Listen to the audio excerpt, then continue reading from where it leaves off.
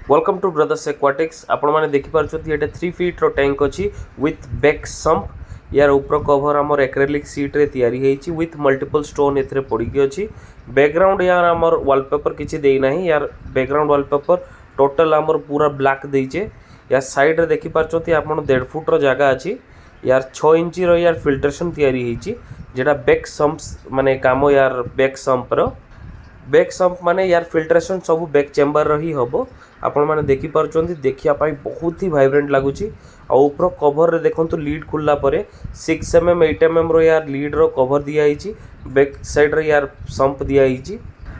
आपण को भी जदि दरकार एमतिका टैंक ताने आम सागर आप कांटेक्ट करेंगे नने आप निज हिसाब रो भी जदि आमको साइज देले आम कस्टमाइज भी करदे जहाँ को जमती रिक्वायरमेंट हम आम करदे।